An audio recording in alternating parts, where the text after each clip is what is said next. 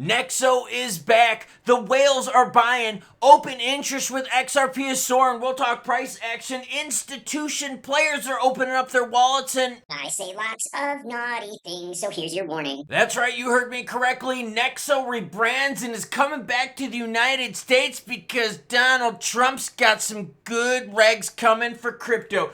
But before we get into that and players adding XRP to their books, whew, what a wild weekend it's been. Your comments come first, hot, spicy, naughty, relevant. Maybe I'll share it at the beginning of the next video. I'm going a little French-Canadian on y'all. Martine Thibault says, every time XRP has a pump, it takes less than 15 minutes for the players to eat the pump. It's frustrating and it's stopping me from investing more in XRP.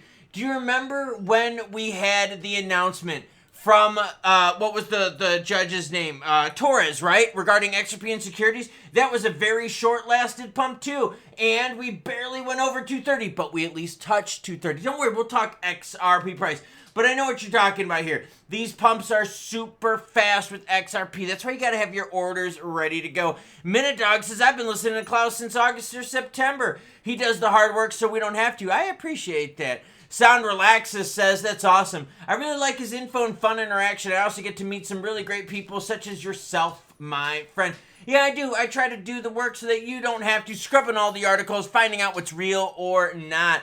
The Crypto Deep Dive says, good stuff on the XRP reserve news. Long may it last. You know what we really need, though? We need a few big players to come in with big XRP news. If you didn't catch the story about a company adding XRP to its reserve asset books, I'll have that video linked at the end. Bitcoin's sitting at 94,469, ETH at 1783, XP at 228, while BNB's at 602. Swee's at 359, holding on to its gains, while 8 is at 70 cents. XLM at 28.4, and yeah, we're going to talk XRP at 228. What happened with Nexo? Well, here's what happened. They took a break from the United States. Yeah, they were working with regulators for 18 months. Here's what happened, okay? Long ago, and remember the whole states' rights versus federal rights thing, that was happening way, way, way long ago. Basically, what happened was this. Nexo was working with California. Nexo was working with New York states. Then all of a sudden, the feds come in and they're like, yo, girlfriend, we're not going to work with you. And we're like, wait, what? What did you just say? Yeah, that's exactly how it worked. They were working with the states, and then the feds, under Gary Gensler, were like, look, we're going to bend you over, not use Lou. After several enforcement actions, both in New York and California, Nexo withdrew from the U.S., saying it was an impossible environment to operate within, and attempts to negotiate led to a dead end. The specifics on what exactly the Trump administration has changed to make it more welcoming are less clear. America is back, and so is Nexo. So Nexo's not coming back as a lender. They're rebranding. The announcement took place at an exclusive event with Donald Trump, and essentially what happened was this. You had different regs for New York, different regs for California, different regs for the feds, and Nexo couldn't keep up with it. Yeah, how do you keep up with three different... Could you imagine if you had 3 different parents, and each parent had different rules? The key to everything crypto is going to be regulatory framework, Trump said in a press release. Nexo said both retail and institutional customers will be able to access its product suite, which include high-yield crypto savings accounts. Oh, I love that. Asset-backed credit lines, advanced trading, and institutional-grade liquidity solutions. Love it, love it, love it. They had 18 months of good faith dialogue with U.S. and state federal regulators, and that got to a dead end. I'm telling you.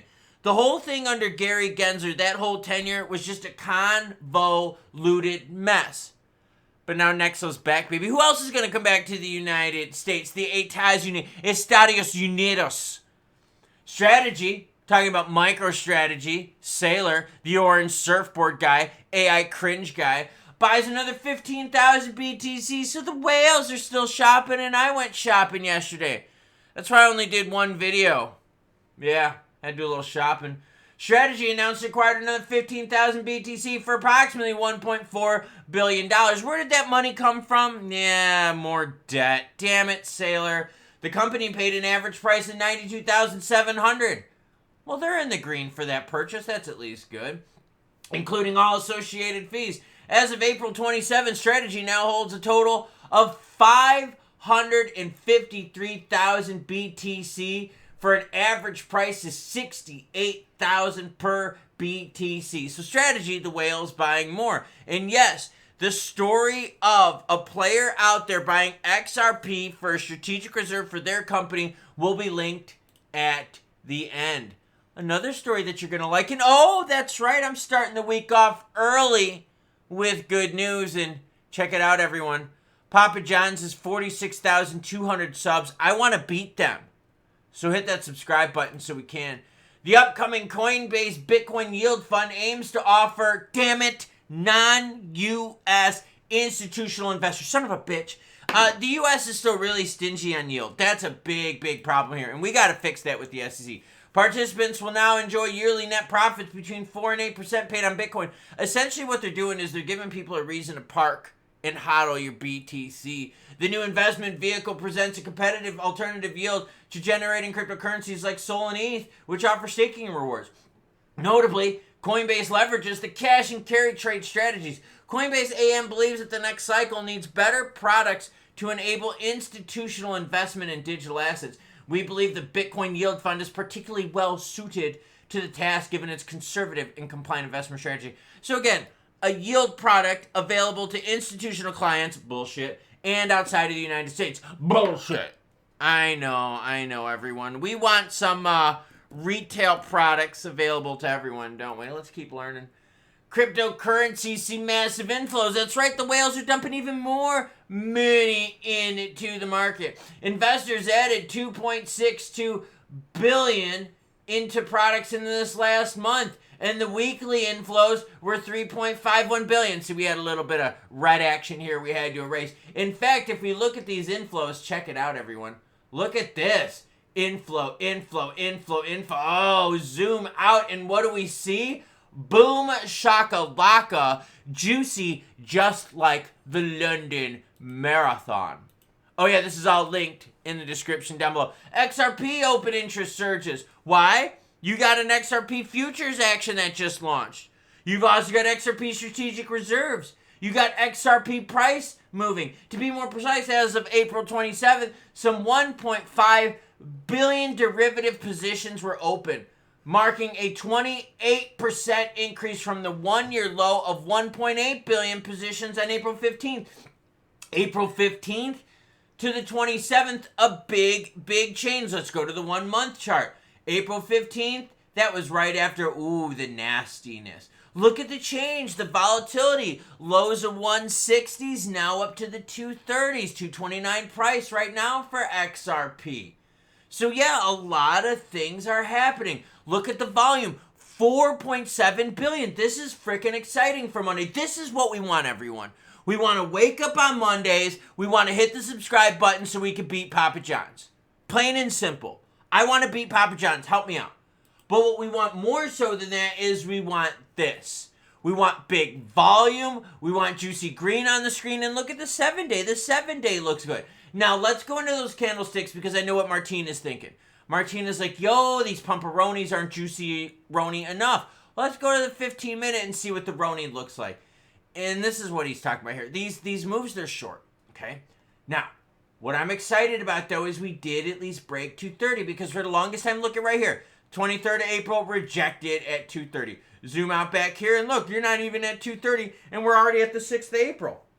So the fact that we had this movement here earlier today in this morning, breaking through 230 is a good sign. Did we hold it? No, but now we're fighting right at it. That's how breaking this news is. It's happening right now. That's why my alerts went off. I told you I have my alert set at 230 on the high side, and boom, that's what happened. So here we are fighting 230. But I told you, I said, look, I don't think we're going to maintain 230 unless we get the tariff action figured out. But you got open interest soaring. You got Nexo coming back. You got whales buying more. You got a regulatory shift happening in the United States. And you got this.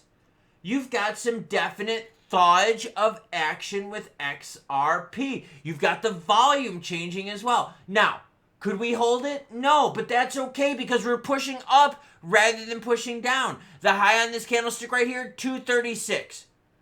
I'll take that. It's a lot better than us talking about 205 XRP. Now, I'll be honest with you. XRP for the community, right? You really want to know when things buzz? When we get closer to that 250 mark. Now, is this friend zone? No, not really. Friend zone for XRP is like $2 to like $2.30. That's when it's kind of boring zone.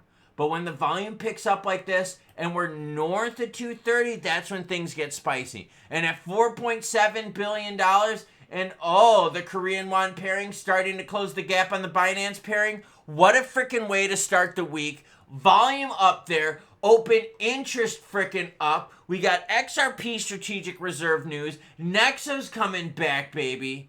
And the whales are still buying. Now look, this is exciting. You had some good news come out over the weekend. You had some really good news come out with Nexo. You had institutional inflows happening yet again. What is this, 5 days in a row of juicy institutional money come in? You have the whales spending it even more. I was spending even more. Nuevo race shoes. Well, yeah, they're kind of race shoes. I can't wear them just yet because I've got a bit of an injury that I picked up, but they're specialty ones where they're like really super stretchy. No, they're not Brooks. I know. Don't freak out. I did get myself some Brooks though. Hold on.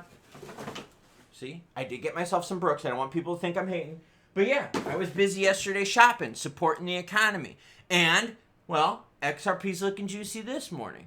The volume is good. This is the best Monday I have seen volume-wise in at least 2 months that I can remember. Most Mondays have been just trash, garbage volume, low 2 billions. And it's taken a few days to ramp up, but here we are looking juicy.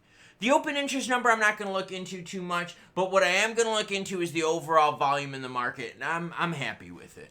What do we need? We need to figure out tariffs, we need to figure out regs, and we need to figure out what's happening with this whole AI thing. Yeah, because the data centers with AI might be a big problem we got to digest, because that's soaking up a lot of money, a lot of investment money. But right now, I'm not going to complain. Why? Because institutional money's flowing back in. The whales are shopping, like I showed you, I'm shopping, and hey, it's a happy Monday. I'm not going to complain. Even if we don't hold the 230, I'm happy as hell with 229 XRP. So I'm not going to pee in anyone's Cheerios this morning. So happy Monday to y'all. Hit that subscribe button and notification bell. Garmin, read us out. Choo-choo, bitches.